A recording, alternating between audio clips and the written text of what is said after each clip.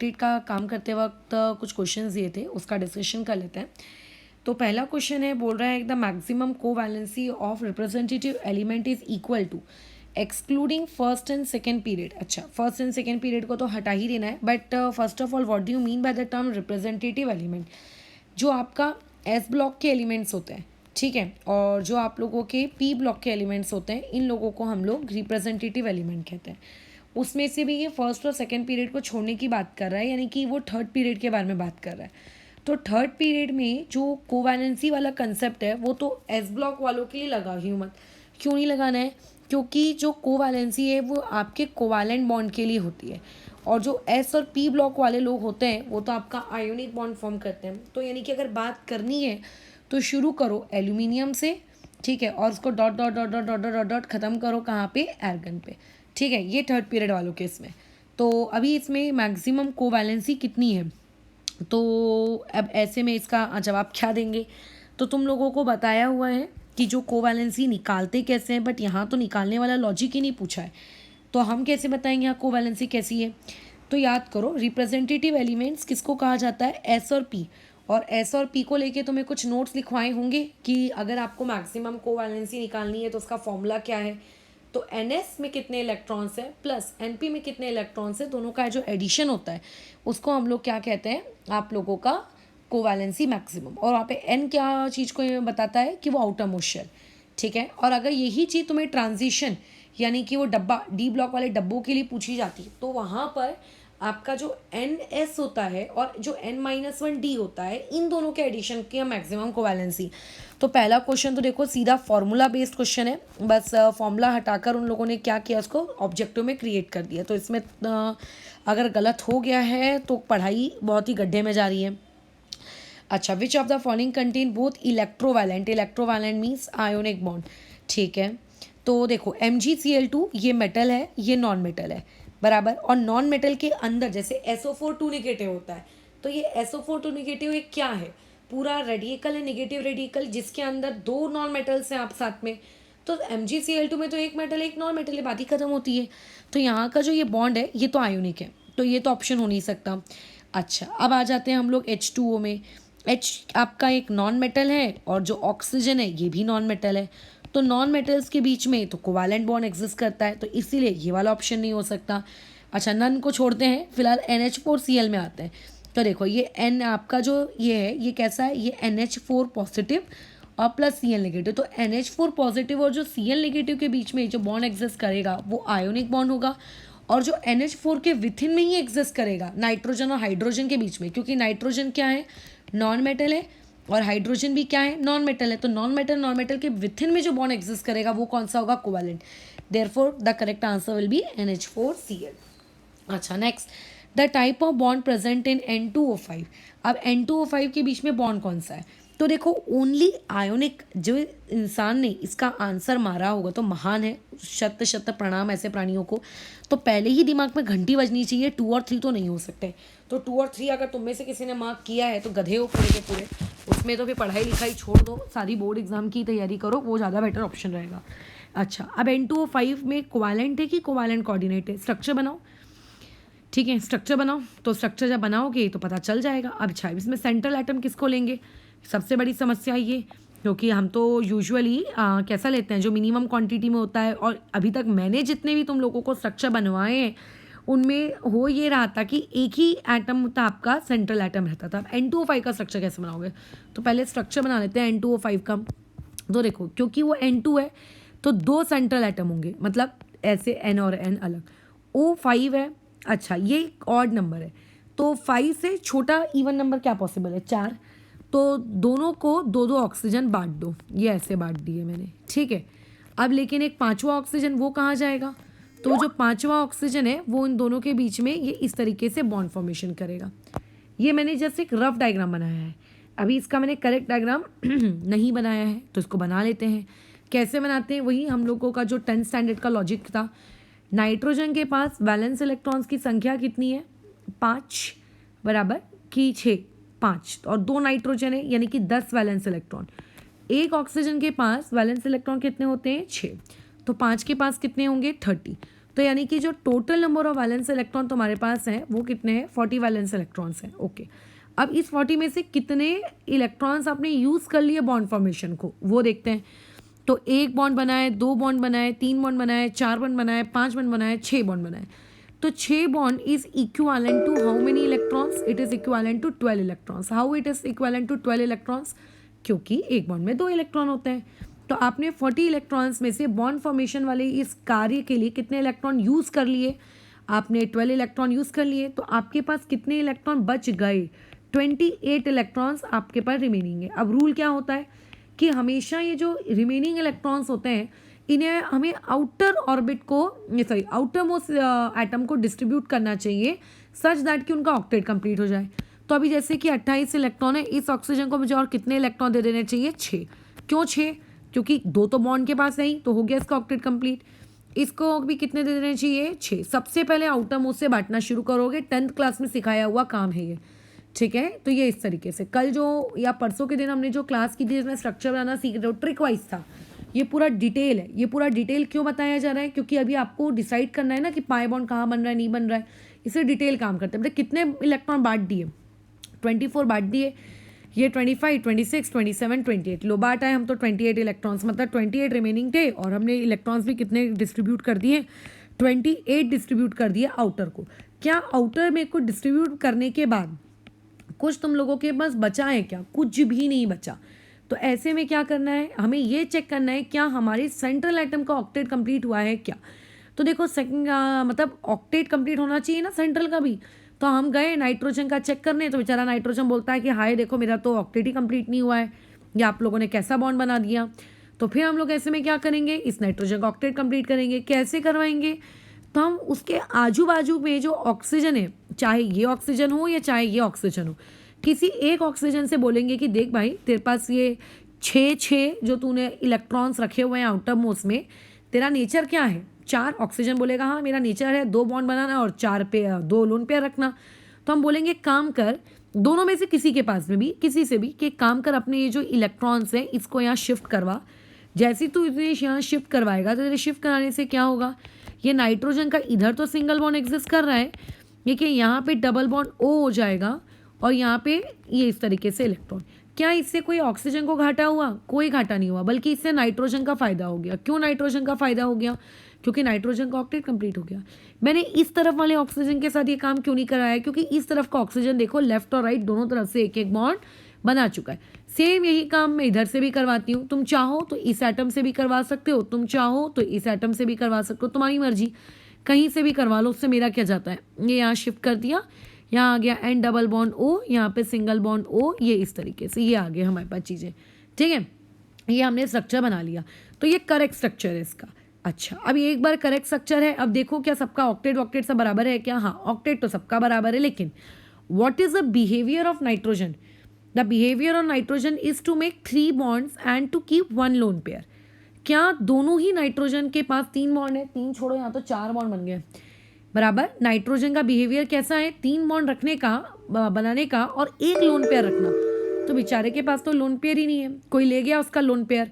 तो क्योंकि नाइट्रोजन के पास से लोन पेयर का नुकसान हुआ है, तो बेचारे नाइट्रोजन पे कौन सा चार्ज आएगा, पॉजिटिव, दोनों ही नाइट्रोजन पे।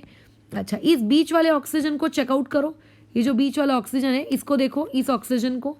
तो जब तुम इस बीच वाले ऑक्सीजन को देख रहे हो तो तुम्हें क्या इस ऑक्सीजन से कुछ लुटा पिटा कुछ टाइप का लग रहा है क्या ये ऑक्सीजन, तुम बोलोगे नहीं लग रहा। क्यों नहीं लग रहा, ऑक्सीजन 2 बॉन्ड बनाता है, देखो उसने बनाए हैं, 2 लोन पेयर रखता है, देखो उसने बनाया है, तो वो नॉर्मल है। अच्छा, इनको चेक करो, ये इनको, क्या ये वाले ऑक्सीजन, ये ऊपर के 2 ऑक्सीजन एबनॉर्मल है, नहीं। ऑक्सीजन 2 बॉन्ड बनाता है, हमने भी 2 बॉन्ड बनाए। ऑक्सीजन 2 लोन पेयर रखता है, हमने भी 2 रखे हैं, so we are not abnormal, okay. लेकिन एबनॉर्मल कौन है, हम एबनॉर्मल है, ये वाले लोग, ये वाले लोग। क्यों, ऑक्सीजन 2 बॉन्ड बनाता है, हमने नहीं बनाए, 2 लोन पेयर रखता है, हमने 3 रखे हैं, मतलब इनके पास 1 लोन पेयर एक्स्ट्रा है, सो जस्ट गिव -1। और -1 क्यों दिया, ये लास्ट क्लास में मैंने बता भी दिया था पार्ट 3 वाले वीडियो में, तो यहाँ -1 समझ रहे हो। अच्छा, तो ये लेविस का स्ट्रक्चर है। जिस जमाने में लेविस इस बारे में काम करते थे, तो उस जमाने में कोऑर्डिनेट बॉन्ड की खोज नहीं हुई, कोऑर्डिनेट बॉन्ड जैसा कॉन्सेप्ट नहीं लेकिन जब बाद में कोऑर्डिनेट बॉन्ड जैसा कंसेप्ट आया तो एक बहुत ही प्यारी सी क्या ट्रिक आई लेविस के अनुसार तो सिर्फ कोवैलेंट बॉन्ड ही है यहाँ पे, रियलिटी में यहाँ पे कोवैलेंट बॉन्ड नहीं है, यहाँ पे और भी बॉन्ड है। कैसे? और भी बॉन्ड है। अब आपको कोई पूछेगा यहाँ पे कोऑर्डिनेट बॉन्ड का है, तो देखो जहाँ भी प्लस दिखे जहाँ भी माइनस दिखे वो कोऑर्डिनेट बॉन्ड, जहाँ प्लस है और जहाँ माइनस है वो कोऑर्डिनेट बॉन्ड, यानी नाइट्रोजन और ऑक्सीजन के बीच में लेविस के अकॉर्डिंग ये कोवैलेंट बॉन्ड है। लेकिन जो न्यू थ्योरी है उसके भी अकॉर्डिंग ये कोऑर्डिनेट बॉन्ड है, और क्योंकि नाइट्रोजन पे पॉजिटिव है तो नाइट्रोजन की तरफ टेल होगी, और क्योंकि ऑक्सीजन पे नेगेटिव है तो उसकी तरफ हेड होगा। और ये इस तरीके से अब तुम गिन लो, N2O5 में तुम्हें कितने कोवैलेंट और कितने आयोनिक दिख रहे हैं। तो देखो 1 2 3 4 5 6, मुझे यहाँ पे 6 कोवैलेंट दिख रहे हैं, कोवैलेंट बॉन्ड, और मेरे को यहाँ पे 2 कोऑर्डिनेट बॉन्ड दिख रहे हैं। समझ रहे हो?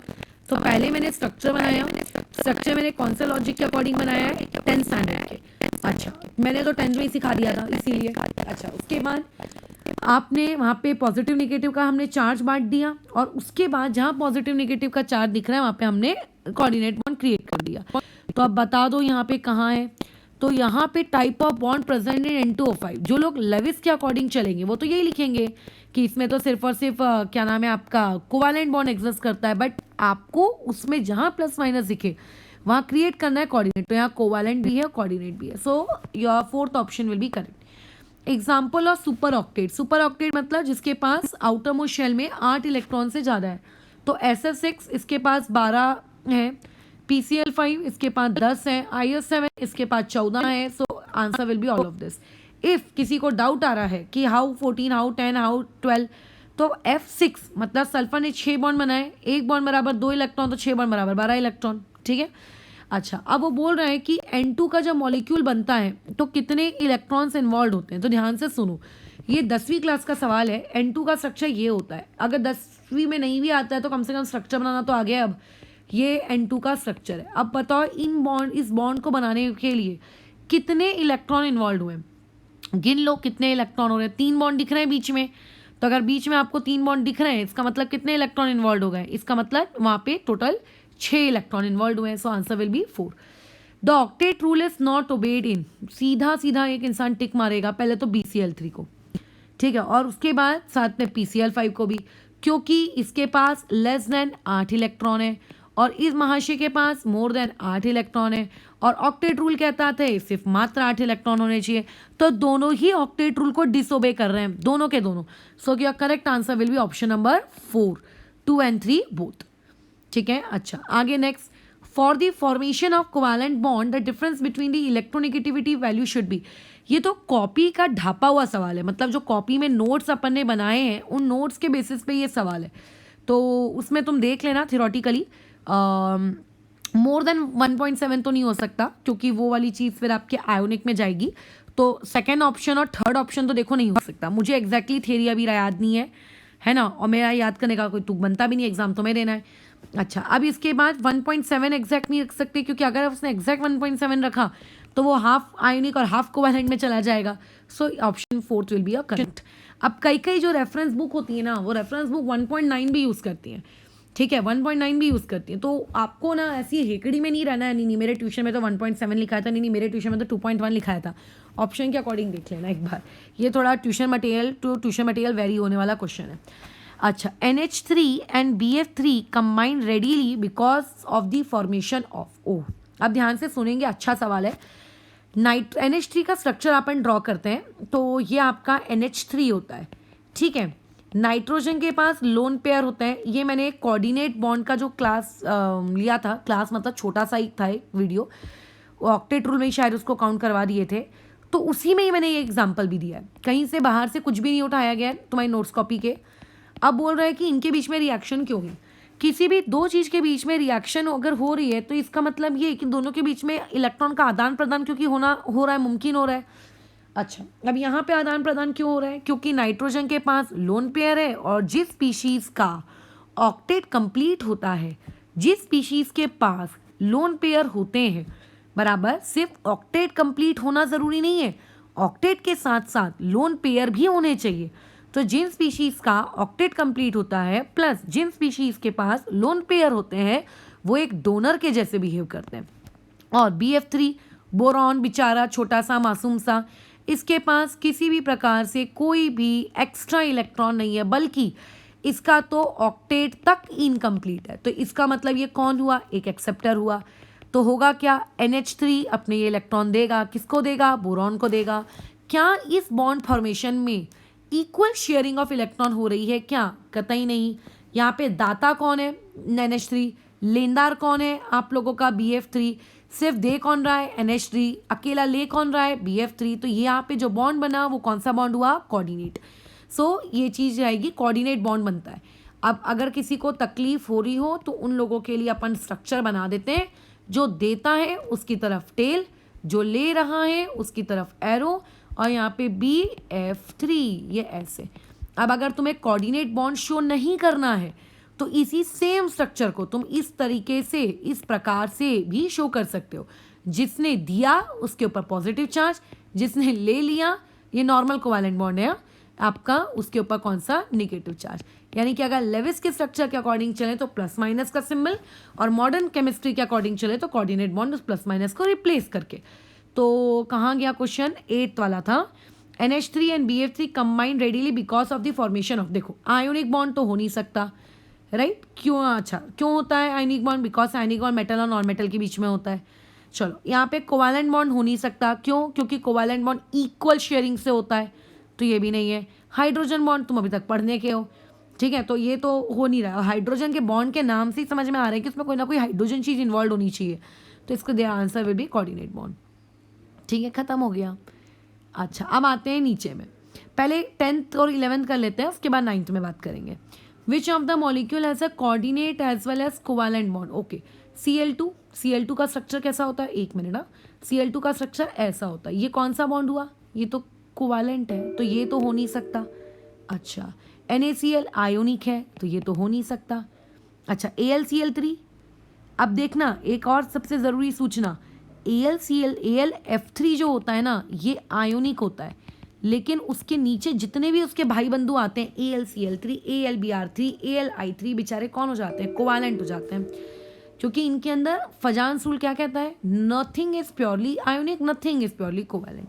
तो ये तो गया। अब बचता है NH4Cl। अभी देखो NH4Cl यानी कि NH4+ और Cl नेगेटिव, तो NH4+ और Cl नेगेटिव के अंदर ही अंदर उनके बीचों बीच कौन सा बॉन्ड बन गया, आयोनिक बॉन्ड बन गया। ओके, अब बात आती है NH4+ की, तो NH4+ खुद कैसा दिखता होगा, NH4+ ऐसा दिखता होगा, लेकिन हम तो जितना जानते थे नाइट्रोजन 3 बॉन्ड बनाता है और 1 लोन पेयर रखता है, बट NH4 पॉजिटिव बनाने के लिए नाइट्रोजन ने चौथा बॉन्ड भी जोड़ा। अब चौथा बॉन्ड अगर जोड़ा मतलब उसने अपना लोन पेयर क्या कर दिया, दान में दे दिया, तो नए बेचारे नाइट्रोजन पे पॉजिटिव चार्ज आ गया। इसका मतलब 3 तो नॉर्मल कोवैलेंट बॉन्ड है और ये कौन सा बॉन्ड है, कोऑर्डिनेट है, तो इसलिए करेक्ट आंसर विल बी 10 का 1 NH4। Ammonium NH4 positive, hydronium आपका H3O पॉजिटिव, ये बहुत ही कॉमन और फेमस एग्जांपल्स हैं जिनमें क्या होता है आपका कोऑर्डिनेट बॉन्ड क्या होता है, पाया जाता है। 11th में which of the species is hypervalent, hyper बहुत ज़्यादा हाइपर हो कोई इंसान, लेट्स से मुझे बहुत जल्दी पहले गुस्सा आया करता था, मैं बहुत ज़्यादा पहले हाइपर हुआ करती थी, अब मैंने काफ़ी खुद को कंट्रोल करना सीखा है, तो दैट इज़ व्हाट, कि ज़्यादा, एक्सेस, ज़बरदस्ती, ज़्यादा क्वांटिटी, तो हाइपर मतलब ज़्यादा।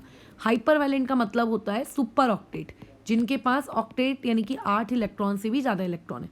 बेचारे BF3 को तुम कहाँ घसीट रहे हो, इसके पास तो मात्र 6 इलेक्ट्रॉन होते हैं। तो 2 जिस ऑप्शन में आया है उस ऑप्शन को काट दो, 4 कट गया, 1 कट गया। अब 1 और 3 और 3 और 4, इसका मतलब 3 तो दोनों में कॉमन है, तो 3 तो होना ही है, तो 3 के बारे में मैं देखूँ भी क्यों, भूल जाओ 3 को। अच्छा मुझे सिर्फ 1 और 4 को चेक करना है, तो चेक करते हैं। ClO4 निगेटिव का स्ट्रक्चर बनाते हैं। ओके, कैसा बनेगा, क्लोरीन के पास कितने इलेक्ट्रॉन होते हैं, 7, वो जो एक माइनस है क्या वो क्लोरीन को देना चाहिए, नहीं देना चाहिए, क्योंकि ऑक्सीजन मौजूद है ना। 7 बिंदियाँ लगा दो, 1 2 3 4 5 6 7, ठीक है। O4 लेकिन निगेटिव तो एक ही है, तो एक ही निगेटिव रहेगा, O नेगेटिव, बाकी सब कैसे रहेंगे, डबल बॉन्ड O वाले, ठीक है। परसों की क्लास में ही पढ़े तो डाउट नहीं आना चाहिए। अच्छा अब क्या लग रहा है तुमको, क्या इसका ऑक्टेट कंप्लीट लग रहा है, हाँ बताओ। यहाँ दिख तो रहा है, क्यों, 1 bond, 2 bond, 3 bond, 4 bond, 5 bond, 6 bond, 7 bond बराबर मतलब कितने इलेक्ट्रॉन? 14 इलेक्ट्रॉन। ठीक है, 7 बॉन्ड बराबर मतलब कितने इलेक्ट्रॉन? 14 इलेक्ट्रॉन। तो ये महाशय तो आपका क्या करके बैठे हैं? 14 इलेक्ट्रॉन लेकर बैठे हैं। और यहाँ क्वेश्चन में क्या पूछा था? Hyper which of the species are hypervalent. अच्छा ठीक है, तो अब आपको बताना है कि इसमें से हाइपर वैलेंट कौन है। तो बिना सोचे समझे 2 पे टिक मार दो, क्योंकि 2 के पास फर्स्ट ऑप्शन है, तो फर्स्ट ऑप्शन ये तो हाइपर वैलेंट है ही है। CO3 2 निगेटिव भी बना देते हैं। कार्बन के पास कितने valence electron? 4, 1 2 3 4। O3 2 negative, 3 oxygen और 2 निगेटिव। तो एक ऑक्सीजन ऐसा होगा, एक ऑक्सीजन ऐसा होगा और एक ऑक्सीजन ऐसा होगा। तो कितने bond? 1 bond, 2 bond, 3 bond, 4 bond. Exact 4 bond. 4 bond मतलब कितने इलेक्ट्रॉन? 8 इलेक्ट्रॉन। हाइपर वैलेंट में तो 8 से ज़्यादा चाहिए, इसीलिए उसको काट दिए। अब आते हैं आखिरी सवाल पे, 9 में से the covalency of nitrogen in HNO3 is. देखो शॉर्ट सा प्रवचन है, एक बार फिर से रिपीट कर लेते हैं। नाइट्रोजन की जो मैक्सिमम वैलेंसी होती है, वो मैक्सिमम वैलेंसी बेचारा मतलब नॉर्मल वैलेंसी जो नाइट्रोजन आपका शो करता है, वो नाइट्रोजन क्या शो करता है? 3, है ना। नाइट्रोजन को 3 बॉन्ड बनाना बहुत ही पसंद है। क्या करेगा नाइट्रोजन? अच्छा लगता है उसको 3 बॉन्ड बनाना, लेकिन कभी कभी अपने लोन पेयर देकर कोऑर्डिनेट बॉन्ड बनवा लेता है। और जब वो कोऑर्डिनेट बॉन्ड बनवा लेता है तो उसी नाइट्रोजन की जो कोवैलेंसी होती है, वो कोवैलेंसी कितनी हो जाती है? 4 बराबर। नाइट्रोजन की कोवैलेंसी कितनी हो जाती है? 4। ओके, तो इस बेसिस पर ये टिक मत मार देना कि आंसर या तो 3 होगा या तो 4 होगा। हाँ, अब जिन मूर्खों ने 0 टिक मारा है उनके लिए पता नहीं क्या, उनको तो क्या बोलो है उसमें, लेकिन अब उन्हीं लोगों के लिए श्रद्धांजलि अर्पित करेंगे जो 0 उसको टिक मारे हैं। अच्छा आगे बढ़ते हैं। तो अब बचता है 3 और 4। अब हो सकता है तुम में से कोई लोग 3 ऑप्शन मारे, ठीक है, और कुछ लोग हो सकता है 4 मारे। अब बचे कुछ नमूने ऐसे भी हो सकते हैं जो 5 भी मार दें। तो देखते हैं कि क्या आंसर है। पहले तो HNO3 का स्ट्रक्चर बना लेते हैं। अच्छा, कैसा दिखता है HNO3? नाइट्रोजन, उस दिन मैंने तुम्हें H2SO4 का स्ट्रक्चर बनाने को कहा था। जब आपके पास एक H हो और जब आपके पास एक O हो, तो हमेशा OH ये कॉम्बिनेशन क्रिएट करना, क्योंकि एसिड है ना, एसिड मतलब OH होना ही चाहिए वहाँ पे। जब OH होगा तभी तो ये O और H के बीच का बॉन्ड टूटेगा और H+ बाहर निकलेगा, बराबर। अच्छा, अब बचा क्या आप लोगों का? डबल बॉन्ड O, ये डबल बॉन्ड O, ये ऐसा।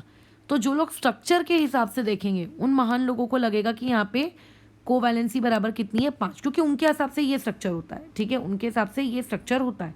बट अगर अपन लोग सही में HNO3 का करेक्ट स्ट्रक्चर बनाने को बैठे, ठीक है, HNO3 का अगर तुम्हें क्या बनाने का है? स्ट्रक्चर बनाने का है, तो HNO3 का स्ट्रक्चर कैसा दिखता है? N होता है, डबल बॉन्ड O होता है, इधर में OH होता है और इधर में कोऑर्डिनेट बॉन्ड होता है। ये होता है सही स्ट्रक्चर। तो यहाँ से साफ साफ दिख रहा है नाइट्रोजन ने कितने बॉन्ड बनाए हैं? 4। ठीक है, ये नेगेटिव ये पॉजिटिव, तो कोवैलेंसी बराबर कितनी? 4। और एक सिंपल सा भी लॉजिक है, नाइट्रोजन मैक्सिमम कोवैलेंसी 4 ही देता है, 5 दे ही नहीं सकता। अगर 5 देता तो NCl5 एग्जिस्ट करता ना, NCl5 एग्जिस्ट नहीं करता, therefore this is not possible. Confusion अगर होनी थी तो सिर्फ इन दोनों के बीच में होनी थी। तो वो देखो स्ट्रक्चर बनाया, everything is sorted. So answer is sorry 3rd। ये है। तो 11 सवाल दिए थे मेरे हिसाब से। इसमें से अगर तुम कुछ अंडा दे सकते हो तो अंडा या तो तुम 1 में दोगे, क्योंकि फॉर्मूला बेस्ड है, ज़्यादा थियरी हम पढ़ने में यकीन रखते नहीं है ना, आदत छूट जाती है 10th के बाद। अच्छा, और उसके बाद आपका ज़्यादा से ज़्यादा गलत मे बी 8 होता। बट जिन लोगों ने नोट्स कॉपी वगैरह अच्छे से मेंटेन किया और रोज़ नोट्स कॉपी रिवाइज करते हैं, उनका 8 गलत नहीं होना चाहिए था। और मे बी 9 होता बस। ठीक है, 9 वैसे हो सकता था, मे बी हो सकता था, इससे ज़्यादा नहीं। तो 11 में से मेरे हिसाब से तो 9 एटलीस्ट आने चाहिए, और अगर 9 से भी कम आए हो तो पुअर परफॉर्मेंस है वो। तो यहाँ पे हम लोगों ने अपनी लास्ट जो तुम्हें दिया गया था टॉपिक पढ़ाया था, उसके बेसिस पे जो प्रैक्टिस प्रॉब्लम दिए थे, ठीक है, वो समाप्त कर लिए हैं। अभी आज हम अपने नए टॉपिक पे मूव करते हैं, दैट इज़ फॉर्मल चार्ज। ये 3 सवाल है फॉर्मल चार्ज के बेसिस पे, ये तुम्हें अटेम्प्ट करके रखना है। ये बस मात्र 3, ज़्यादा नहीं, ठीक है, ज़्यादा तुम्हारा दिमाग नहीं खर्च करेंगे। अब पढ़ते हैं फॉर्मल चार्ज को। तो देखो, ज़्यादा फॉर्मल चार्ज पे प्रवचनबाजी की नीड ही नहीं होती। फॉर्मल चार्ज एक बहुत ही सुखी समृद्ध इंसान है, फटाफट आंसर आता है, जल्दी जल्दी काम होता है और हमारी दुनिया आसान हो जाती है। फॉर्मल चार्ज को निकालने के अलग अलग लोगों के अलग अलग व्यू होते हैं, ठीक है। अब जैसे मैं कभी फॉर्मल चार्ज के लिए फॉर्मूले का प्रयोग मैं नहीं करती, मुझे तो वो चीज़ समझ ही नहीं आती है कि फॉर्मूले की वन नीड भी क्या है। बट क्योंकि एनसीईआरटी माते जो आप पढ़ रहे हैं अपनी रेफरेंस किताब है, उस रेफरेंस किताब के अकॉर्डिंग फॉर्मूला तो मैं बताना तो मुझे पड़ेगा, ताकि मैंने एक कोचिंग के इसमें शीट में सवाल देखा था, उन्होंने क्या किया था, कुछ कर दिया था कि let this be x, let this be y, let this be z, तो what is the formal charge. तो इसीलिए फॉर्मूला पता होना भी ज़रूरी है, फॉर्मूला कैसे अप्लाई करते हैं ये भी पता होना ज़रूरी है। बट तुम लोग बिना फॉर्मूले के फॉर्मल चार्ज बहुत ही आसानी से निकाल लोगे, क्योंकि उसमें कोई ऐसा खास कंसेप्ट नहीं लगता है कि जो तुम्हें नहीं पता हो। तो पहले हम फॉर्मूले की बात कर लेते हैं, पहले फॉर्मूले वाले कंसेप्ट से समझ लेते हैं, ताकि जिन लोगों को भी डायरेक्ट सॉल्व करने में दिक्कत हो वो अपना रिस्क ना लेकर सेफर साइड पर गेम खेलो और फॉर्मूला डालो, वैल्यू निकालो, बात खत्म करो। समझ रहे हो?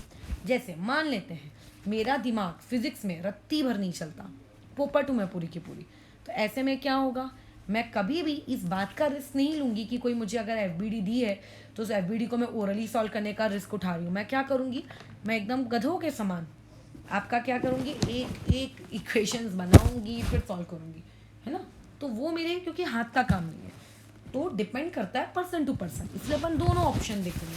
तुम जिसमें तुम कंफर्टेबल हो वो तुम ऑप्ट करो। इससे ये मतलब नहीं रखना कि तीसरे चौथे पांचवें छठवें पहले इंसान ने क्या किया है, बिकॉज पेपर आपको देना है, सवाल आपके सही होने चाहिए, ठीक है। पेपर मुझको नहीं देना है, आप जिसमें आप कंफर्टेबल हो वो चीज़ आप यूज़ करो।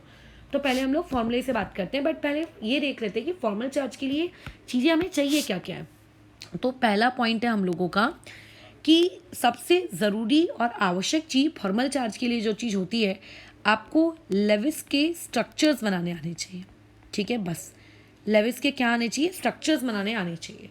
अगर आपको लेविस के स्ट्रक्चर्स बनाने नहीं आते हैं तो आपके लिए फॉर्मल चार्ज वाला वीडियो है ही नहीं, बराबर है। अच्छा, अब हमें फॉर्मल चार्ज जैसे कंसेप्ट की नीड क्यों पड़ रही है, क्योंकि जो आपने ऊपर में अबोव ये जो आपने लेविस के स्ट्रक्चर बनाए, ये जो लेविस के स्ट्रक्चर्स है ये कभी भी आपके रियल स्ट्रक्चर को रिप्रेजेंट नहीं करता, ठीक है, या फिर actual shape of the molecule. आप इससे कभी भी मॉलिक्यूल की जो एग्जैक्ट शेप होती है आप ये पता नहीं लगा सकते।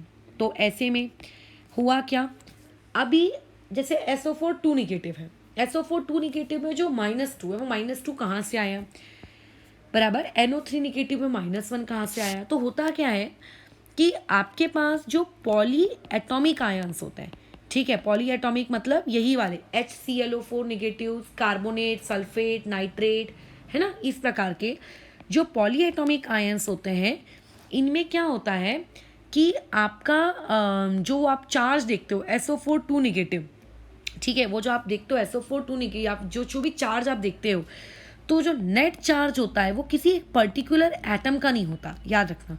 वो जो आपको हो सकता है 10th में बताया गया हो कि वो जो नेट चार्ज आप देखते हो वो नेट चार्ज कभी भी किसी भी पर्टिकुलर एटम का नहीं होता, वो एक आयन का होता है एज अ होल, ठीक है। ये एक इम्पॉर्टेंट लाइन है, आपको ये याद रखनी है कि वो एक आयन का होता है, ना कि किसी एक पर्टिकुलर एटम का। परंतु फिर एटम्स के पास कुछ होता है कि नहीं होता है, हाँ, एटम्स के पास भी कुछ ना कुछ होता ही होगा। एटम्स के पास भी कुछ ना कुछ होता ही होगा। जस्ट इमेजिन, मैं, श्रेयन और रोनित, हम 3 लोग हैं, लेट्स से, अच्छा प्रियांशु ले लेते हैं, प्रियांशु को ले लेते हैं, रोनित को ले लेते हैं, श्रेयन को ले लेते हैं, बाकी अगर किसी का नाम छूट गया तो जाने दो, अगली बार उनका ले लेंगे।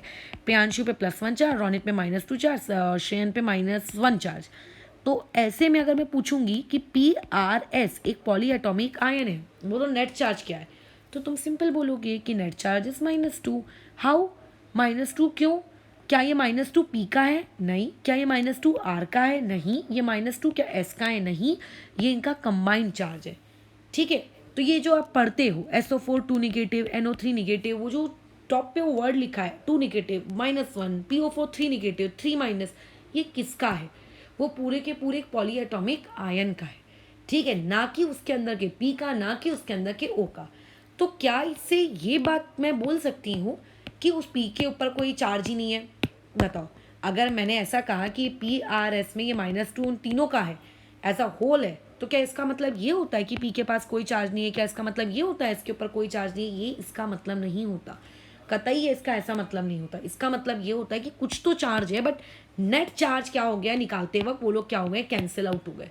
तो जब हमें ये पता लगाना है कि आपका जो ईच एटम है, जिस ईच एटम या पर्टिकुलर एटम पे कितना चार्ज है, अगर मुझे ये पता लगाना है तो उसी पॉली एटॉमिक आयन में, हर एटम में, ठीक है, जितना चार्ज मौजूद होता है उसी चार्ज को हम लोग फॉर्मल चार्ज कहते हैं। खत्म। यानी कि अगर आप लोगों के पास कोई पर्टिकुलर कोवैलेंट कंपाउंड है तो उस कोवैलेंट कंपाउंड में लेविस डॉट स्ट्रक्चर में उसके हर एटम पे कितना कितना चार्ज मौजूद है, that is known as what, आप लोगों का फॉर्मल चार्ज। ठीक है। और ये एक प्रकार का इमेजिनरी चार्ज होता है, क्योंकि आखिरी में होता कैसा है, जो चार्जेस एक दूसरे को कैंसिल आउट कर सकते हैं वो एक दूसरे को कैंसिल आउट कर डालते हैं, बराबर। तो it is an imaginary charge. Okay, अब आगे बढ़ते हैं हम लोग। इसको हम लोग निकालेंगे कैसे, कैसे फॉर्मल चार्ज को हम कैलकुलेट करते हैं, राइट। ये पहली बात तो याद रखना, ये कोई एक्चुअल चार्जेस नहीं है, ठीक है, ये एक्चुअल चार्ज नहीं है। जैसे मैं बोलूँगी Cl नेगेटिव, तो इसका मतलब क्या होता है, क्लोरीन एक इलेक्ट्रॉन मांग के लेकर आया है। ये आर्टिफिशियल चार्ज है जो हमने अज्यूम किए, या फिर जो हम लोगों ने उस वक्त स्ट्रक्चर को बनाते वक्त उन लोगों के इसमें दिए, ठीक है। अच्छा, अब इससे बस एक छोटा सा तुम्हें पॉइंट याद रखना है। वो पॉइंट ये होगा कि जिस भी स्ट्रक्चर के पास, स्ट्रक्चर अगर आपके पास कोई एक ऐसा स्ट्रक्चर है जिस स्ट्रक्चर के पास फॉर्मल चार्ज कम है, ठीक है, तो क्या होगा, वो जो आपके पास पर्टिकुलर स्ट्रक्चर रहेगा वो स्ट्रक्चर क्या होगा, स्टेबल होगा। सादा सिंपल सा लॉजिक है। क्यों ऐसा मैंने कह रही हूँ, जितने ज़्यादा आप चार्जेस किसी एक पर्टिकुलर जगह पे एक्यूमुलेट कर दोगे, तो चार्जेस के एक्यूमुलेट होने से क्या उसकी स्टेबिलिटी बढ़ेगी? ऑब्वियसली नहीं, उसकी स्टेबिलिटी घटने लगेगी ना। तो देयरफॉर जितने कम फॉर्मल चार्जेस होंगे पर्टिकुलर एटम पे, उतनी ज़्यादा उसकी स्टेबिलिटी होगी, बराबर। चलो, अब उसके बाद थोड़ी सी एनसीईआरटी को रिस्पेक्ट करते हुए हम लोग फॉर्मल चार्ज का फॉर्मूला देख लेते हैं। अदरवाइज हमें फॉर्मल चार्ज के फॉर्मूले की कोई भी आवश्यकता नहीं है, मैं दोनों कंसेप्ट पढ़ा देती हूँ, बराबर। तो क्या करना, लेविस डॉट स्ट्रक्चर बनाना, ठीक है, बना लेंगे। उसमें अगर मैंने बोला कि इसका जाके फॉर्मल चार्ज निकालो, तो जिस भी चीज़ का फॉर्मल चार्ज आपको निकालने को बोला जा रहा है, उस पर्टिकुलर एटम के कुछ ना कुछ क्या होंगे, वैलेंस इलेक्ट्रॉन्स होंगे। उन वैलेंस इलेक्ट्रॉन्स को काउंट करो, लिखो, माइनस नंबर ऑफ वहाँ पे बॉन्ड्स जितने भी होंगे उनको माइनस करो। फिर उसमें से एक और चीज़ माइनस करो, क्या माइनस करो, 2 multiply by number of lone pairs, ठीक है, ये ऐसा, बराबर। अब मेरी बात ध्यान से सुनना। अब कई कई किताबें जो होती हैं वो इस चीज़ को ऐसे भी लिखती है, ठीक है। कैसे लिखेंगे, ये वैलेंस इलेक्ट्रॉन में तुमको कोई तकलीफ नहीं है, वो नंबर ऑफ वैलेंस इलेक्ट्रॉन तो लिख देंगी, माइनस नंबर ऑफ बॉन्ड लिखने के बजाय वो लोग क्या लिखते हैं, total number of non bonding electrons, ठीक है, ये ऐसा भी लिख देते हैं। अच्छा, सॉरी, हाँ, वो ऐसा भी लिख देते हैं आप लोगों का, माइनस तो half times of total number of bonded electrons, total number of bonded electrons या फिर शेयर्ड इलेक्ट्रॉन्स। ऐसा उन्होंने क्यों लिखा, क्योंकि मैंने यहाँ पे क्या लिखा है, नंबर ऑफ बॉन्ड, एक बॉन्ड में कितने इलेक्ट्रॉन, 2, तो अगर मैं यहाँ पे 1 लिखूंगी तो मुझे उसको डिवाइड बाय 2 करना पड़ेगा ना। यहाँ पे नंबर ऑफ बॉन्डेड इलेक्ट्रॉन अगर मैं यहाँ 2 लिखूंगी तो डिवाइड बाय 2 करूंगी, तभी तो यहाँ पे 1 क्रिएट होगा, बराबर। क्योंकि नंबर ऑफ बॉन्ड और नंबर ऑफ इलेक्ट्रॉन्स के बीच में रिलेशनशिप क्या है, number of electrons in a bond equal to क्या हो जाता है, 2 multiply by number of bond. तो अगर मैं नंबर ऑफ बॉन्ड को रिप्लेस कर रही हूँ नंबर ऑफ इलेक्ट्रॉन्स, तो डिवाइड बाय 2 यहाँ पे आएगा, तो ये देखो ये उन्होंने डाल दिया। अच्छा, minus 2 into number of lone pairs, ठीक है, क्या लिख रहे हैं हम, 2 into number of lone pairs. तो ऐसे में लोन पेयर्स में सामने 2 क्यों मल्टीप्लाई कर रहे हैं, क्योंकि एक पेयर में 2 इलेक्ट्रॉन्स होते हैं। तो कई बुक वाले इस 2 into number of lone pairs को, ये 2 into number of lone pairs ना लिखते, वो सीधा लिख देते हैं नंबर ऑफ अनपेयर्ड इलेक्ट्रॉन्स। तो गिनते बैठो कितने अनपेयर्ड इलेक्ट्रॉन्स हैं आप लोगों के पास। अब अनपेयर्ड की जगह वो आपको नॉन बॉन्डेड वर्ड भी लिख के दे सकते हैं, कुछ भी कर सकते हैं, ठीक है। तो डिपेंड करता है कि थोड़ा बहुत चेंजेस क्या किए जाए। इतनी अक्ल होनी चाहिए कि जो तुम्हें फॉर्मूला लिखवाया गया है अगर उसमें थोड़ा सा भी वेरिएशन कर दिया जाए तो तुम्हें समझ में आए। मैं तो देखो इसको यूज़ करूँगी, मैं ये फालतू के इस चक्कर में नहीं पढ़ती हूँ। चलो आ जाते हैं अभी इस क्वेश्चन को अटेम्प्ट करने के लिए। सिंपल सा है, एक एग्जाम्पल लेंगे और इस एग्जाम्पल से कंटिन्यू करेंगे। एग्जाम्पल आएगा ओजोन का। ओजोन का क्यों आएगा, क्योंकि ओजोन का जो स्ट्रक्चर है वो एक अच्छा स्ट्रक्चर है, लोगों को पता होना चाहिए, रटा होना चाहिए, इसलिए O3। ओ को मैं सेंट्रल एटम लूँगी, ओ के पास कितने वैलेंस इलेक्ट्रॉन होते हैं? 6, 1 2 3 4 5 6। बचे हुए 2 ऑक्सीजन उससे जुड़े हुए होंगे, ठीक है, बचे हुए 2 ऑक्सीजन उससे क्या होंगे? जुड़े हुए होंगे। ये मैंने जोड़ दिए। अगर क्योंकि माइनस नहीं है तो डबल बॉन्ड से तो जोड़ना पड़ेगा, लेकिन ये वाला जो स्ट्रक्चर है, ये स्ट्रक्चर आप लोगों का गलत है, but this structure is wrong. अब अगर तुमसे पूछा जाए कि ये स्ट्रक्चर क्यों रॉन्ग है, तो as we discussed in last class, इस स्ट्रक्चर का ये जो ऑक्सीजन है, ये सेकेंड पीरियड का एलिमेंट है, और सेकेंड पीरियड के एलिमेंट नेवर एक्सीड 8 इलेक्ट्रॉन्स। उनका जो सेंट्रल एटम है कभी भी 8 इलेक्ट्रॉन को एक्सीड नहीं करता है, जो कि मेरे इस केस में यहाँ पे कितने इलेक्ट्रॉन्स हो गए हैं? 10। तो ऐसे में क्या करना पड़ेगा? वो जो 2 इलेक्ट्रॉन एक्स्ट्रा क्या है वो भगा दो, ये इस पे आगे भेज दो, लेकिन जा लेके जा। सो देयरफॉर ओजोन का जो करेक्ट स्ट्रक्चर होगा ओ, इधर से इस ओ के साथ डबल बॉन्ड, बट इस ओ के साथ सिंगल बॉन्ड। अब ना वो लोन पेयर की टिम्बी टिम्बी दे दो। तब देखो एक ऑक्सीजन कितने बॉन्ड बनाता है? 2 बॉन्ड बनाता है। तो देखो इसने 2 बॉन्ड बनाए और कितने लोन पेयर रखता है? 2। तो ये लो 2 लोन पेयर। एक ऑक्सीजन कितने बॉन्ड बनाता है? 2, और 2 लोन पेयर लगता है, तो 2 लोन पेयर तो होने ही चाहिए थे, बट इसने 1 बॉन्ड बनाया, 1 बॉन्ड इसने नहीं बनाया, तो नहीं बनाने के केस में वहाँ लोन पेयर आ गया। एक ऑक्सीजन 3 बॉन्ड तो नहीं बनाता है, तो इसका मतलब ज़रूर से अपना लोन पेयर यूटिलाइज किया है, तो यहाँ पे सिर्फ एक ही इलेक्ट्रॉन की बिंदी है, सच दैट कि ऑक्टेट कंप्लीट होना चाहिए। सबका मैंने ऑक्टेट कंप्लीट कर दिया। अब ये है आपका एटम नंबर 1, ये आपका एटम नंबर 2, ये है एटम नंबर 3। अब मुझे इसमें फॉर्मल चार्ज कैलकुलेट करना है। 2 तरीके हैं फॉर्मल चार्ज कैलकुलेट करने के, एक डायरेक्ट तरीके से करो और एक फॉर्मूले से करो, ठीक है। चलो पहले फॉर्मूले से मैं ऑक्सीजन नंबर 1 पे कितना फॉर्मल चार्ज है इस पे डिस्कशन करते हैं। तो फॉर्मूला क्या होता है? वैलेंस इलेक्ट्रॉन कितने हैं। देखो वैलेंस इलेक्ट्रॉन कितने हैं, किसे कहते हैं बाबा जी वैलेंस इलेक्ट्रॉन? ये पता होना चाहिए। इन्हें कहते हैं, 1 मिनट, 2 मिनट, हाँ, इसमें से वैलेंस इलेक्ट्रॉन हम किसको कहते हैं? इसको कहते हैं वैलेंस इलेक्ट्रॉन। ये 1, ये 2, ठीक है, इन्हें कहते हैं। तो टोटल कितने हैं वहाँ पे? 3। अब 3 नहीं है, वो तो पेयर में नहीं बात करनी है। वैलेंस इलेक्ट्रॉन कितने हैं? 6, ठीक है। कितने हैं वहाँ पे? 6। तो ये आ गया 6 माइनस बॉन्ड कितने, इस ऑक्सीजन नंबर 1 ने कितने बॉन्ड बनाए वो गिनो, वो आपको गिनना है। तो उसने तो बेचारे ने सिर्फ एक ही बॉन्ड बनाया है, तो 6 - 1 माइनस में 2 मल्टीप्लाई बाय क्या लिखते हैं? Lone pair. अब लोन पेयर कितने हैं वो आपको देखने हैं, तो ये एक पेयर, ये दूसरा पेयर, ये तीसरा पेयर, तो ये 2 × 3 कितना हो गया? यहाँ पे आंसर आया -1। तो यानी कि जो आपका एटम नंबर 1 है ओजोन का, ठीक है, जो ओजोन का एटम नंबर 1 है, इस एटम नंबर 1 में आप लोगों के पास कितना पावर होगी? यहाँ पे -1 की पावर रखेंगे, ठीक है। वैसे एटम नंबर 2 के बारे में कैलकुलेट करो। एटम नंबर 2 के पास वैलेंस इलेक्ट्रॉन कितने हैं? गिनते हैं एटम नंबर 2 के पास वैलेंस इलेक्ट्रॉन कितने हैं, कैसे हैं, क्या हैं। चलो तो आ जाओ एटम नंबर 2 के पास गिनना शुरू करो। तो देखो ये 1 इधर से बराबर, ये 2, ये 3, अच्छा 1 मिनट रुको, कुछ अंडा दे दिया लगता है मैंने भी।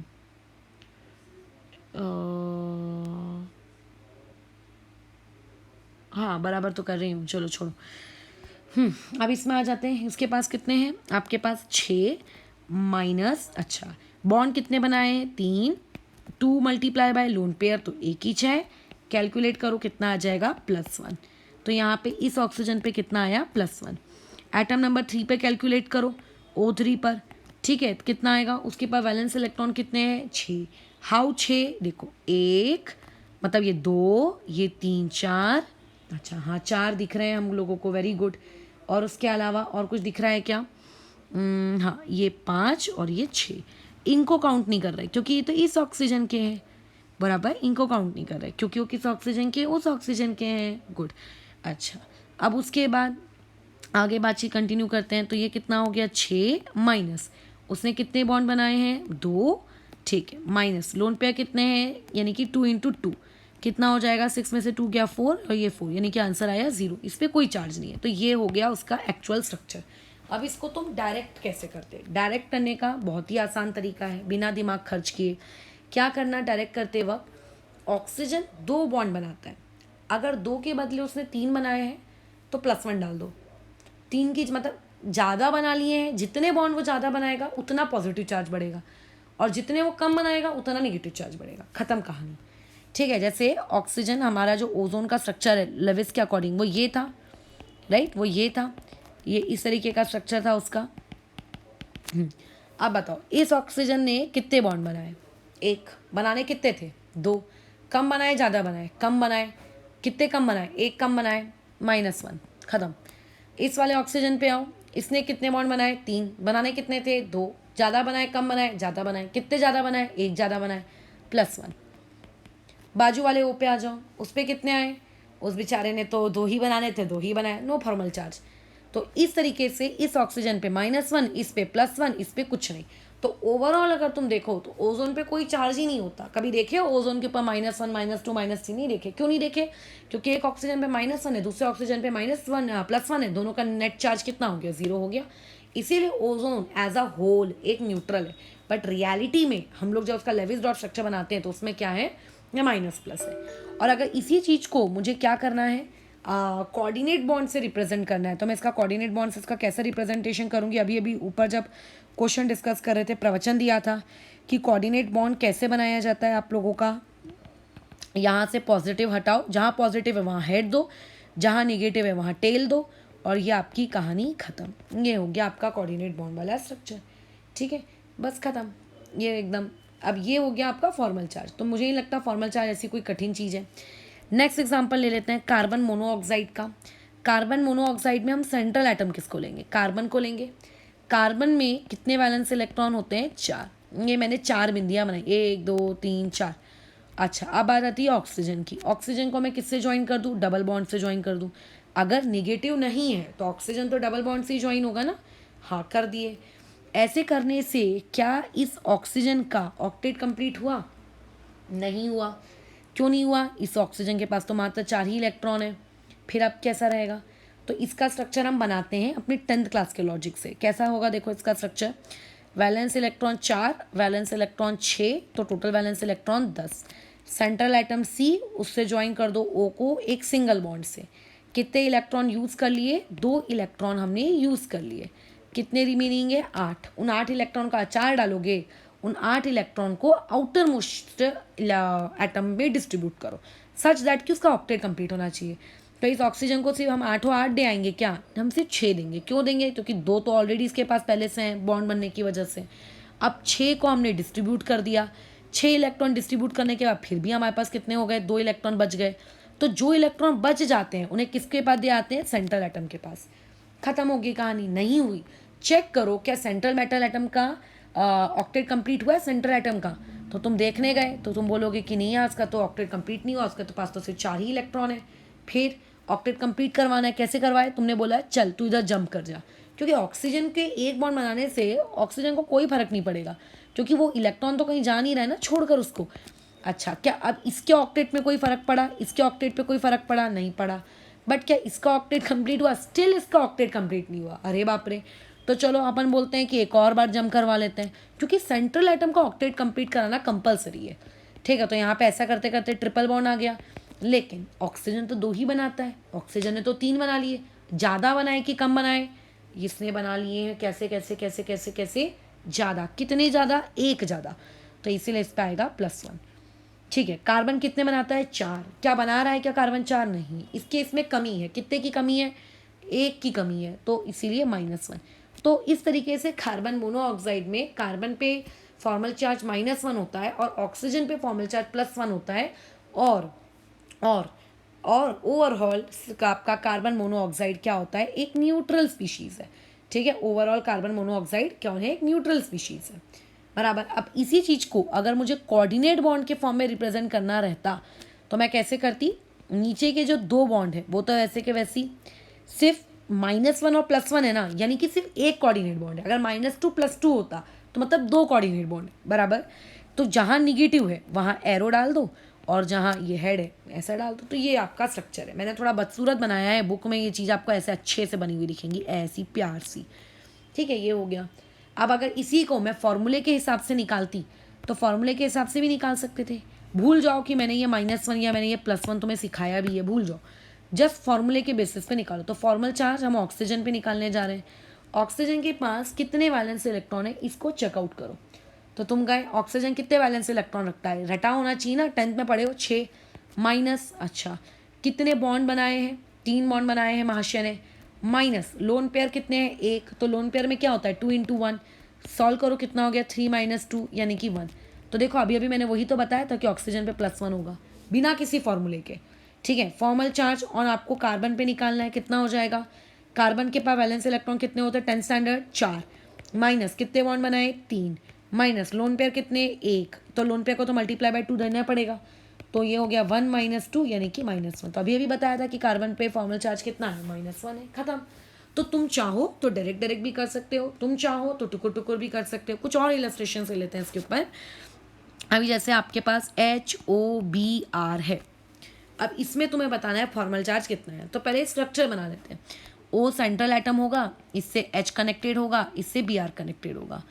O का ऑक्टेट कंप्लीट करो। अभी O के पास कितने इलेक्ट्रॉन्स हैं, अभी O के पास मात्र 4 इलेक्ट्रॉन्स है। कैसे, इधर से 2 इधर से 2, तो और कितने रखूँ इसके आजू बाजू बिंदियाँ, इसके आजू बाजू 4 बिंदियाँ और रखनी है।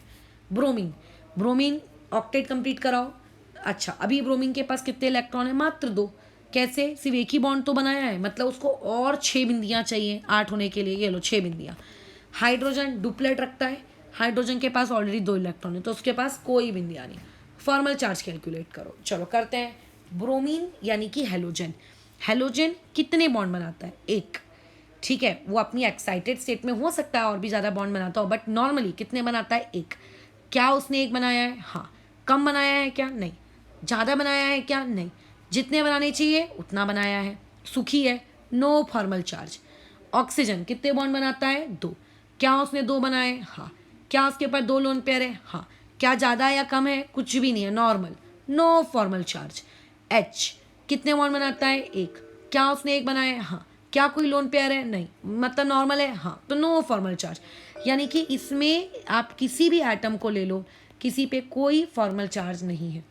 लगे तो मैं फॉर्मूले से भी कैलकुलेट करके दिखा देती हूँ, इसके लिए निकालते हैं।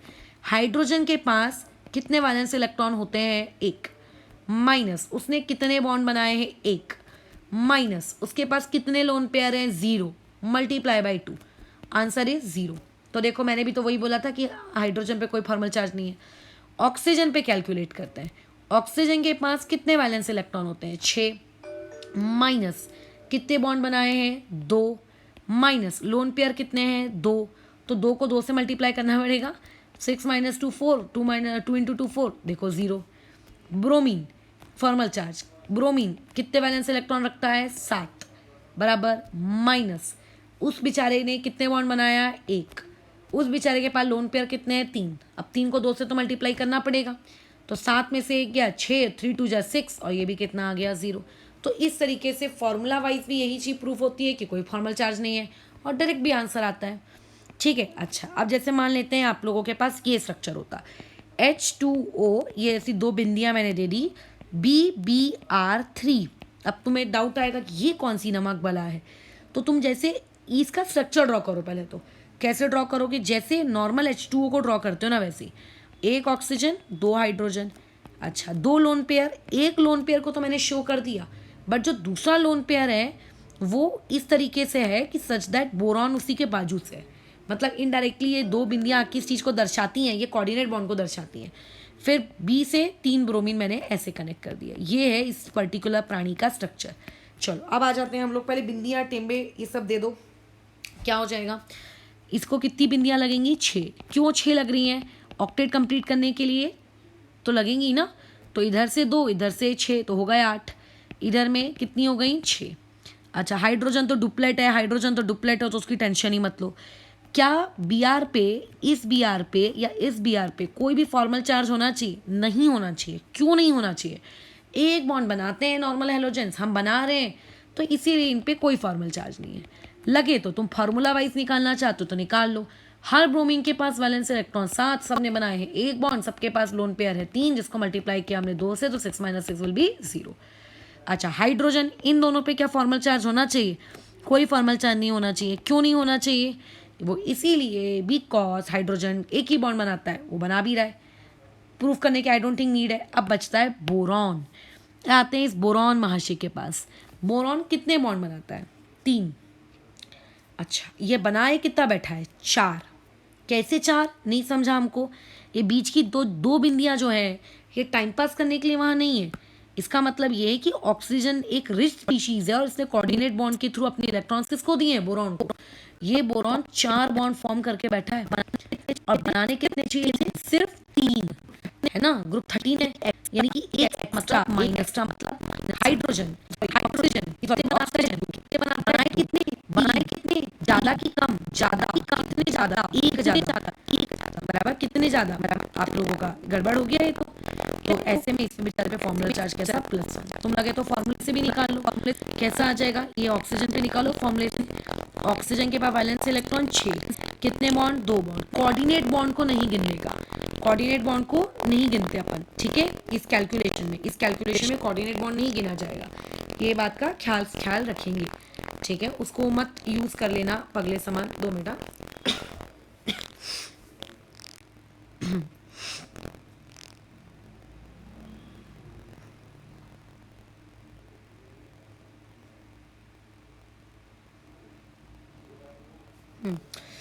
चलो अच्छा सॉरी, यहाँ पे 3 कोऑर्डिनेट को भी गिन लेना। 6 माइनस 3 माइनस लोन पेयर कितने बचे, मात्र 1। क्यों 1 बचा, क्योंकि एक तो कोऑर्डिनेट बॉन्ड में चला गया ना, तो ये कितना हो गया, 6 माइनस 5, ये आ गया आपका कितना, 1। वैसे ही वो क्या नाम है उसका, बोरॉन पे भी कैलकुलेट कर लो, ये आ जाएगा आपका आंसर। तो इस तरीके से आपको क्या करना होता है, फॉर्मल चार्ज कैलकुलेट करना होता है। अब क्वेश्चन इस पे इस तरीके के आ सकते हैं तुमसे कि कुछ क्वेश्चन तुम्हें दे दिए जाएंगे कि कौन सा लेविस डॉट स्ट्रक्चर ज़्यादा स्टेबल है, कौन सा लेविस डॉट स्ट्रक्चर कम स्टेबल है, ठीक है। मैं एक क्वेश्चन करा के देती हूँ और बाकी क्वेश्चन तुम लोगों को अभी ग्रुप में मैं शेयर कर दूंगी, वो तुम्हारा होमवर्क रहेगा, ठीक है। जैसे कि आपको टोटल N2O के 2 स्ट्रक्चर्स दिए हैं। एक प्रियांशु कहता है N2O का मेरे अकॉर्डिंग स्ट्रक्चर होगा ये, ठीक है, ये लो। और जो स्पर्श है, स्पर्श कहता है कि उसके अकॉर्डिंग लेविस का स्ट्रक्चर जो उसने बनाया है वो ये होना चाहिए, ये इस तरीके का।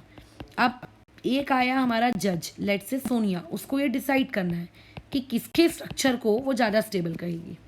तो आपको पहली बात तो एक अपने छोटे से, मतलब ये क्वेश्चन हम लोगों का क्या है कि आपको with the help of formal charge, with the help of FC, आपको ये बताना है, ये एक्सप्लेन करना है या फिर ऑप्शन टिक करना है कि कौन सा आप लोगों का लेविस स्ट्रक्चर जो है वो ज़्यादा स्टेबल है। क्वेश्चन कंप्लीट करके लिख लेना, ठीक है, इज मोर स्टेबल, ठीक है। तो ये चीज़ें बाद में आगे काम आएंगी ऑर्गेनिक में, तो अभी हम लोग कर लेते हैं इसको। तो देखो पहला स्टेबिलिटी का रूल जो अपने नोट्स कॉपी में इस क्वेश्चन को सॉल्व करने से पहले आप लिख लोगे, वो रूल ये है, जितना कम फॉर्मल चार्ज होगा स्टेबिलिटी उतनी ज़्यादा होगी, ठीक है। Lesser the formal charge more is the stability, बराबर, ये पहला रूल। अच्छा, दूसरा रूल क्या होना चाहिए, दूसरा रूल ये होना चाहिए कि अगर कभी किसी के ऊपर निगेटिव चार्ज है तो निगेटिव चार्ज उस पर होना चाहिए जो ज़्यादा इलेक्ट्रोनिगेटिव है, और पॉजिटिव चार्ज उस पर होना चाहिए जो कम इलेक्ट्रोनिगेटिव है। अच्छा, पहले स्ट्रक्चर पे बात करते हैं। इन स्ट्रक्चर नंबर 1 आपके पास 2 माइनस है और एक जगह पे प्लस है, मतलब indirectly all 3 atoms have formal charge, समझ रहे हो। अच्छा, option number 2, only 2 atoms have formal charge. तो अभी हम लोगों ने जो प्रवचन पढ़ा वो क्या, कि आप लोगों के जितने कम फॉर्मल चार्ज होगा स्टेबिलिटी उतनी ही ज़्यादा होगी, बराबर है। तो इस हिसाब से अब हम लोगों का कौन ज़्यादा स्टेबल होना चाहिए, स्ट्रक्चर नंबर 2, ख़त्म हो गई कहानी। ऊपर से स्ट्रक्चर नंबर 1 में एक और बुराई भी थी, ऑक्सीजन जो कि आपका फ्लोरीन के बाद सेकेंड इलेक्ट्रोनिगेटिव एटम है, इस सेकेंड इलेक्ट्रोनिगेटिव एटम पे तुम पॉजिटिव चार्ज दिए हो। इलेक्ट्रोनिगेटिव का मतलब समझता है, जो इलेक्ट्रॉन को खींचता है, उसके ऊपर डिफिशियंसी थोड़ी ना होती है, आप तो डिफिशियंसी क्रिएट कर बैठे हो, इसीलिए ऑप्शन नंबर 20 मोर स्टेबल, ठीक है। अच्छा, अब बाकी के जो क्वेश्चन मैं होमवर्क देने वाली थी मैं खुद ही डिस्कस कर लेती हूँ एक एक करके। चलो नेक्स्ट में आते हैं, H2SO4। H2SO4 के अगेन 2 स्ट्रक्चर्स आप लोगों के सामने प्रपोज किए गए, ठीक है, ये लो, ठीक है, ये एक हो गया, यहाँ पे O है, यहाँ पे H है, और जो दूसरा स्ट्रक्चर प्रपोज किया गया वो कुछ इस प्रकार से था।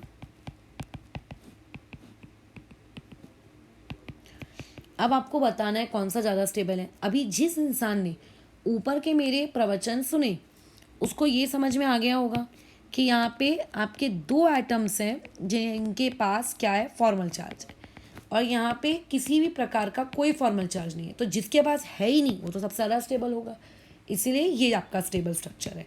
ठीक है, अच्छा नेक्स्ट क्वेश्चन में आ जाते हैं। Cl2O, इसके ऊपर डिस्कशन करते हैं। Cl, यहाँ पे O, यहाँ पे Cl, ये इसके आजू बाजू, ये इसके आजू बाजू, ये इधर पे दो बिंदियाँ, बराबर है। अच्छा उसके बाद O, यहाँ पे Cl, यहाँ पे Cl, इधर पे बिंदियाँ, इधर पे बिंदियाँ, इधर पे चलो अब बताओ कौन ज़्यादा स्टेबल है। यहाँ तो तुम बोलोगे मैडम दोनों ही स्टेबल होंगे। क्यों ज़्यादा दोनों स्टेबल होंगे? क्योंकि यहाँ पे भी कोई फॉर्मल चार्ज नहीं है, यहाँ पे भी फॉर्मल चार्ज नहीं है, तो तुम्हारे अकॉर्डिंग तो दोनों ही स्टेबल होने चाहिए। इवन अगर तुम्हारी जगह मैं भी होती तो मैं भी यही कहती कि हाँ मेरे अकॉर्डिंग भी दोनों ही स्टेबल है, क्योंकि दोनों पे ही फॉर्मल चार्ज नहीं है। But I have to decide which one is more stable. ठीक है, तो मैं कैसे डिसाइड करूँ कि कौन ज़्यादा स्टेबल है? तो ऐसे में वहाँ पे स्ट्रक्चर में अगर पॉजिटिव निगेटिव नहीं दिया है तो इसका ये मतलब नहीं है कि तुम गधे समान निकालोगे नहीं कि उस पर कितना फॉर्मल चार्ज है, तुम निकालो। जैसे ऑक्सीजन 2 बॉन्ड बनाता है, इस ऑक्सीजन ने बनाए हैं तो इस पर कोई फॉर्मल चार्ज नहीं है। क्लोरीन 1 बॉन्ड बनाता है, उसने भी 1 बॉन्ड बनाया, मतलब इनडायरेक्टली स्ट्रक्चर नंबर 1 पे कोई फॉर्मल चार्ज नहीं है। लेकिन ऑक्सीजन 1 बॉन्ड बनाता है और यहाँ पे ऑक्सीजन 2 बॉन्ड बनाता है और यहाँ पे ऑक्सीजन सिर्फ 1 बॉन्ड बना के बैठा है, कम कम यानी कि -1। ये वाला जो क्लोरीन है बीच वाला, ये 2 बॉन्ड कैसे बना रहा है? इसको तो 1 बनाना चाहिए, मतलब ये 1 ज़्यादा बना रहा है, तो +1। तो यहाँ पे अगर क्वेश्चन वाले ने तुम्हें फॉर्मल चार्ज लिख कर नहीं दिया, इसका ये मतलब नहीं है कि तुम फॉर्मल चार्ज नहीं बनाओगे, तुम्हें चेक करना है, क्वेश्चन वाला नहीं देगा तो इसमें आप लोगों के पास फॉर्मल चार्ज है। तो जिसके पास फॉर्मल चार्ज होता है उसकी स्टेबिलिटी कम होती है, so this option will be a more stable. ठीक है, अच्छा नेक्स्ट वाले सवाल में आ जाते हैं। अभी HNO3 यानी कि हमारा प्रिय नाइट्रिक एसिड का स्ट्रक्चर ड्रॉ कर लेते हैं। ये हो गया ऑप्शन नंबर ए। अच्छा अब उसके बाद आ जाते हैं ऑप्शन नंबर बी में। ठीक है, ये आ गया आपका ऑप्शन नंबर बी।